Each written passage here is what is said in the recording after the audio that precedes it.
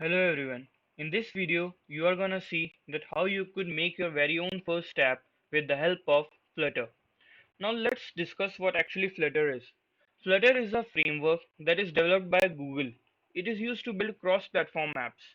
Now when I say cross-platform, it means that by writing single piece of code, you could make an app for Android as well as iOS. Otherwise, what you needed to do is for Android, you had to code write in Java, design the files in XML, and then you have to do all that in Android Studio just to make that for Android. And for iOS, you needed to learn Swift language. But with the help of Flutter, you just need one language, that is Dart. Dart is the official language of Flutter. With that, you could run apps in both Android as well as iOS. Other than that, React Native is also a cross-platform framework which was open sourced by Facebook in 2015, I guess. It is kind of similar to JavaScript if you have done that in web development. But right now we are discussing Flutter. The best thing about Flutter is everything is based on widgets and you control each and every pixel on the screen. And the thing is, with the help of it, you could design your own animations, create your own widgets. You could basically design your entire app. It's up to you. You don't have to be relying on anyone to design your app to use external APIs. You could do it yourself. It's very simple. Now, first of all, let's set up the Flutter in our Visual Studio. For that, we need to download the Flutter zip file from the official website. I will provide the link in the description. You could download it from here for Windows. Now, it is a pretty big file, 595 MB. It will take some time to download. I will fast forward it. Now, I have downloaded Flutter and I have extracted the file and copy paste it in this folder. Now, what we need to do is, first of all, when you download the file, extract it and copy paste it wherever you wanna keep it. Okay. So after that, what we need to do is open the Flutter folder. Here it is. After that, go in bin. Now click here, copy paste the path, open environment variables from here. Now, why we are doing this is in order to run Flutter from any command terminal, whether it be PowerShell, command terminal, whatever, you need to add it to the path so you could reference Flutter from anywhere. Path, edit, create a new path, copy paste that path. Okay. Now, in order to check if the command is working properly or not, what we need to do is press Windows plus R, type cmd, and press Enter key. It will open command shell.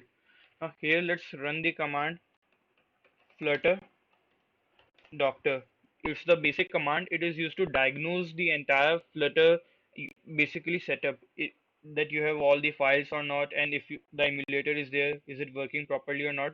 It basically runs the entire diagnostic. So as you could see that the setup is done properly, you could see here Flutter channel stable, the version of it, Android toolchain developed for Android Surface. It means that we need to install some of the licenses from Android SDK Manager. That could be done in Android Studio. Android Studio installed, VS Code is installed, connected devices. It is showing no devices available because right now no emulator is active. Now there are two ways to install the emulator. First of them is through Android Studio only. You will find AVD Manager where you could create your own emulator. For example, I have created Google Pixel 2. Other than that, you could use Genymotion also if Android Studio doesn't run on a PC. Because of Flutter, Android Studio is not a must. You could do without it also. Now let's open Visual Studio. Now in order to set up the Flutter app here, first of all, what we need to do is open the extensions. I have already installed both the extensions, but you need to install two of them. First is Flutter. You could see it is already installed. Install this one only, the official one, and other than that, the Dart one. Dart is the official language of Flutter, as I already told you. Now, after you have done this setup, what you need to do is, first of all, let's open a folder where we could work. Okay, a folder is open. Open the terminal. Let's just verify that right now PowerShell is open in the terminal. Let's just verify if Flutter Doctor is working from here or not. So yeah, it is working properly. In order to create your first step, you have to use the command flutter create. Let's name it my first step.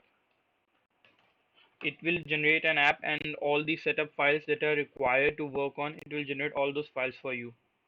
It is done.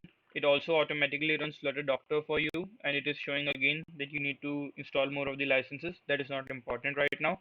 An emulator. We will start the emulator later. Now, what you will see in this folder is my first app. There are many tools, Dart tool. Here it is the setup for Android as well as iOS. In Android, you will find all the folders like build.gradle, or here in app src and main you will find Android manifest.xml file where you will see your package name. This package name will be required. For example, you are setting up linking your project to Google Firebase. This project name will be required. And for example, you want to generate your SSH key, then you could use do that by opening Android folder in your Android Studio, but that comes later. First of all, let's now work on our first Flutter app. All the work that you are gonna do will be in Dart language, and that will all be done in this folder lib. In that there is main.dart file. First of all, I have already installed the emulator with the help of Android Studio from AVD Manager. You could do it easily. Now let's see if it is working properly. Start Pixel 2 emulator. Okay. This is the basic version of the app. This code comes pre-written. You don't have to write anything for it. As soon as you create a Flutter app through the terminal, this code will be created by itself. We will edit it to create your first app. I will tell you how everything is working, but let's just see how it is working right now. What's the output of it? Now, when you install the app for the first time, it might take some time to build. It also depends on your PC how fast it's gonna be, but just be patient because first time when you build a project in Flutter, it takes a little bit of time. And that's why I didn't use Android Studio here.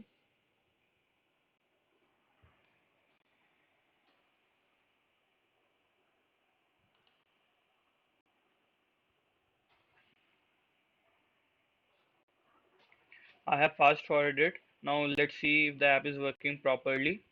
Now it is a basic app, Flutter demo homepage. It shows the debug banner here. Now as you will press this plus button, it will show the number of times you have pushed this button. Just this is a simple app. Now let's make some changes of our own. We will make it from scratch so that I could tell you how everything is working. First of all, what we need to do is import statement like any other root language. Dart is also an object-oriented programming language. We need to import. First thing that we need to import is just type flutter in the inverted commas, flutter slash material.dart. This material file will be used to generate your entire app because all the widgets that you are going to use are present in this library. Now first of all, let's make a class. Now there are two kinds of classes in Flutter. The first one is stateless class and another one is stateful class. You usually use stateless class when you don't want to regenerate the entire state. That is when you don't want to rebuild the page again and again on the basis of some change in variable values. You will use the stateless class, and you will use the stateful class when you want to rebuild the screen again and again when there is a change in certain value or on a button press or whatever. So in order to create a stateful class, just type stful. You will see the recommendation Flutter stateful widget here. Click enter. Now type the name. Let's name it my app only. Now what we are gonna do is let's just see. Class app my app extends stateful widget. It is the predefined class. You don't have to do anything. It will type the code for you.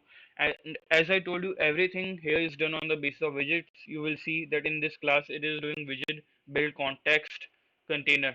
Now let's just not return this container right now. We will return material app here. Now let's discuss what Material App is. Material App is basically the entire skeleton of your app where everything is based.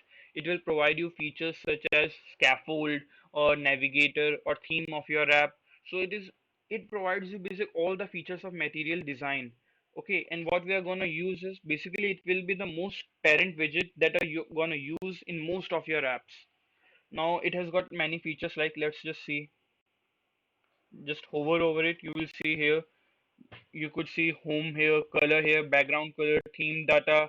You could display list here, do many more things here. You could see it later. First of all, let we will specify its home. Now in home, what we are gonna do is we are gonna use scaffold widget.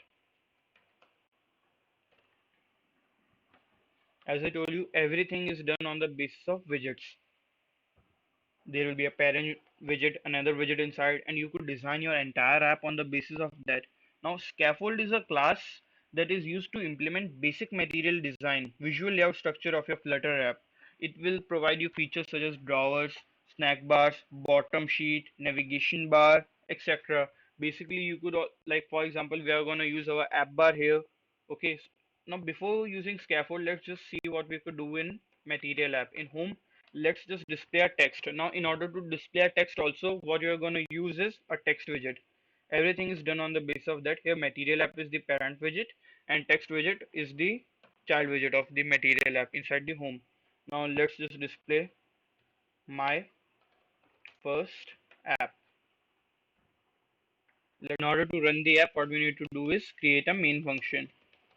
Like any other programming language, here also we require a main function. In main function, we will use a function, predefined function, run app, and in with the parameters of run app, we will specify the name of our class, which is gonna return a widget, and the name is my app.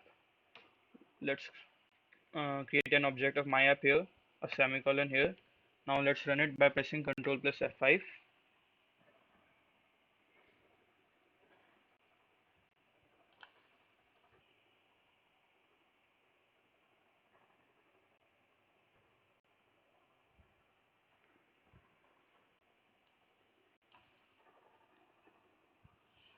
Now, as I told you, each and every pixel on the screen is controlled by you. So as we didn't specify any background, the background is completely black. The text is displayed above. There is a debug banner here. Now, first of all, let's remove this debug banner. What you need to do is come in the bracket of parameter app, type here debug. You will see a recommendation debug show check mode banner. By default, it is true. Set it to false. Press Ctrl plus S. It will reload the app. Let's see, debug banner is removed now. Now, as I told you, everything is done on the basis of widgets. There is a parent widget, then a child widget. Now, what you need to do is, for example, you need to make this my first step text appear in the middle of your screen. What you will do is use another widget provided by Flutter, that is the center widget. Now let's wrap this text widget into a center widget and see if the text goes in the middle of the page. Now, in order to wrap that, either you could erase the code or type it again, but there is a shortcut. Just press Ctrl, Shift, and R. You will see wrap with widget, wrap with center, all the features here. We are gonna wrap it with center. So what it does is center, then there is a child, and that child is text widget. If I press a comma here and press Ctrl plus S again, now it will format it properly so that you could read it easily. Now let's see if it is saved properly. So it comes in the middle of the page. Now let's see what we could do with the help of scaffold. Like for example, there is no app bar and all. You are not able to regulate the background color and all. So in home, what we need to do is just erase this one. Press type scaffold here. Now in scaffold, you will use app bar. In app bar parameter, use the default app bar class. You could also create your own kind of app bar if you want to decide it yourself. But if you don't want to design, you could just use this default one. In app bar, what you will do is display a title. That is the basic requirement. In the title parameter, you are again using a text widget. So you could see the entire flow of the app, that there is a main parent widget material app. Inside that, there is a scaffold. In scaffold, there is an app bar. In app bar, there is a text. And in text, we are going to display what will be on the top in the tab bar. Let's say test app by Dev Rush. Save it. Let's see if it appears. See, test app by Devrush. Now it looks a little bit better right now. Now let's just display some text in the bottom. So what we are gonna do is come out of the app bar. And if you ever get confused, that what you need to do is just hover over the scaffold and see what all options are available. Like there is a body option available. Inside the body option is a floating action button. Now floating action button is the one that you saw in the last video with a plus sign on it. We are not going to use it right now. Resize to avoid bottom padding. It is used, for example, if you are using a keyboard in your app, it might create some overflow problem. So what you do is, like for example, if you set it to false, resize to avoid bottom padding, it won't manipulate the size of the screen in order to fit the keyboard. So you could control all that to prevent the overflow. We will see it in the later videos. Now here, type body. Body is basically the entire body of the entire page. In body, we are gonna use simple like row and column. We will use a column widget here. Now inside column widget, now you will notice one thing, that when we use the center widget, there was a child parameter inside. Now child means that there could be only one child, but when a widget could have multiple widgets inside it, then you will see children. So basic thing is it will say children, and this is a generic version, like in the brackets you specified angular brackets widget, that all the children are kind of widget. Now in column widget what we are gonna use is, let's just display the text again.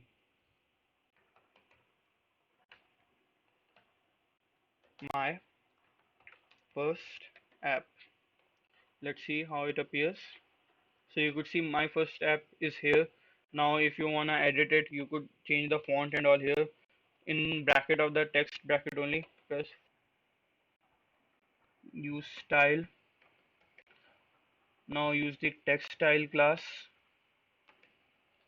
Font, you could use any font family here or font size. Let's set the font size to 20.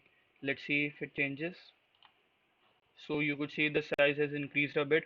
Now let's make it appear in the center. Now we will do it another way. In column you have got two more properties, main axis alignment and cross axis alignment. Main axis alignment means along the column. Cross means along the row. Like when we are discussing about the column, main axis will mean vertically and cross axis will mean horizontally. In the case of row, when you use row widget, the main axis alignment will mean horizontal and cross axis will mean vertical. So what we will do here is main axis alignment, use default main axis alignment class for everything. It is available, a class is available. You don't have to type the code yourself. Every features are available in different classes. Now main axis alignment dot center, press Ctrl plus S. You could see it is available here. Now let's just place this in center by refactoring, wrap with center. You could see that the my first app is now visible in the middle of the page. So our work here is done now, our very first app. Now subscribe to the channel if you want to see more videos like this. In the later videos, I will show you many more videos like creating your own chatting app with the help of Firebase, where you could send messages to users in real time, show them notifications, or cam scanner app, apps like that. Thank you. If you like the video, please like, comment, and subscribe to the channel. Thanks.